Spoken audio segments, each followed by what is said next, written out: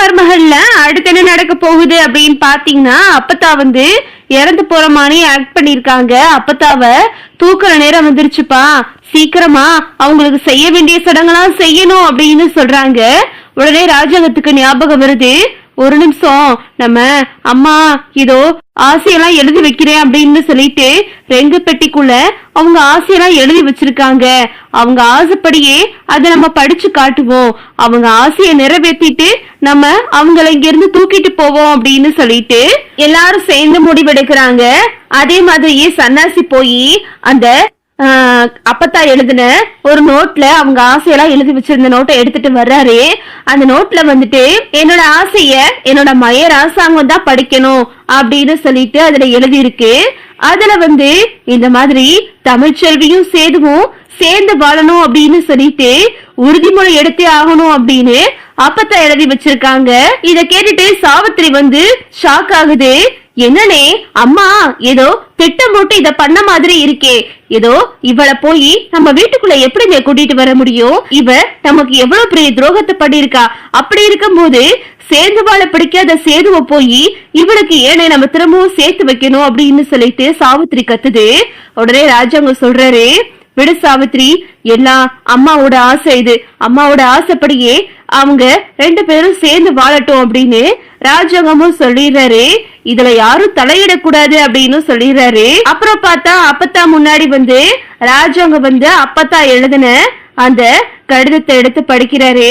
அதுல வந்து என்னோட ஆசைப்படி தமிழ்ச்செல்வியும் சேதுவும் சேர்ந்து வாழணும், இனிமே எக்காரணத்தை கொண்டும் நாங்க பிரிய மாட்டோம், ரெண்டு பேரும் இப்போ எங்க அப்பத்தா முன்னாடி சத்தியம் பண்ணிக்கிறோம் அப்படின்னு சொல்லிட்டு அதுல எழுதி இருக்கு.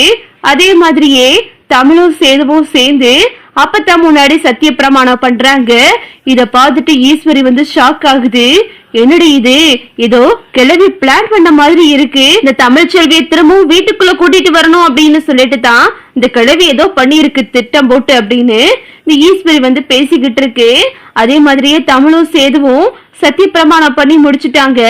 சரி, எல்லாம் முடிஞ்சிருச்சுலப்பா, நம்ம தமிழ்ச்செல்வியும் சேதுவும் இனிமே சேர்ந்து வாழணும். ஏமா நீ அப்பத்தாவுக்காக இந்த வீட்டுக்கு திரும்பவும் வந்துரு அப்படின்னு சொல்லிட்டு ராஜாங்க வந்து தமிழ்கிட்ட சொல்றாரு. தமிழ் அழுதுகிட்டே அப்பத்தாவை பாக்குறாங்க. அப்புறம் பார்த்தா எல்லாரும் சொல்றாங்க, சரிங்கய்யா எல்லாம் நேரம் ஆயிருச்சு, வந்த சிரமெல்லாம் வீட்டுக்கு போகணும், பெரிய இடத்துக்கு ஏதம் ஆயிருச்சு, அதனால நம்ம அம்மாச்சிய சீக்கிரமா கூட்டிட்டு போனோம் அப்படின்னு அங்க உள்ளவங்களா சொல்றாங்க. இத கேட்டதும் ராஜாங்க எல்லாரும் திரும்பவும் அழுக ஆரம்பிச்சிடுறாங்க. அப்பத்தா என்னை விட்டு இப்படி போறி அப்பத்தா அப்படின்னு சொல்லிட்டு என்கிட்ட தமிழும் அழுகுறாங்க. அம்மா என்னம்மா போயும் இவளை திரும்பவும் வீட்டுக்குள்ள கூட்டிட்டு வரணும் அப்படின்னு சொல்லிட்டு உன்னோட ஆசையா எழுதிருக்கியம்மா, உன்னோட மகனுக்கோ பேருக்கோ பேத்திக்கோ எந்த ஒரு நல்லதும் பண்ணணும் அப்படின்னு நீ எழுதலையம்மா அப்படின்னு அங்க இந்த சாவித்திரி வந்து புலம்பிக்கிட்டு இருக்கு. அப்புறம் பார்த்தா இங்க அப்பத்தா வந்து தூக்க போகல, திடீர்னு அப்பத்தா வந்து கண்ணை முழிச்சிடுறாங்க. கண் முழிச்சுட்டு அப்பத்தா அப்படியே வந்துட்டு முடியாத மாதிரி ஆக்ட் பண்றாங்க. அப்படியே நெஞ்ச புடிச்சிட்டு பெருமூச்சு விட்டு அப்படியே முழிச்சு பாக்குறாங்க. வந்தவங்க எல்லாரும் தெரிச்சு ஓட ஆரம்பிச்சுட்டாங்க. இனத்துக்கு செத்து போடுவங்க திரும்பவும் எந்திரிச்சு உட்கார்ந்து இருக்காங்க அப்படின்னு சொல்லிட்டு அப்பத்தா அப்படியே மேல மூச்சு விட்டு அப்படியே பாக்குறாங்க.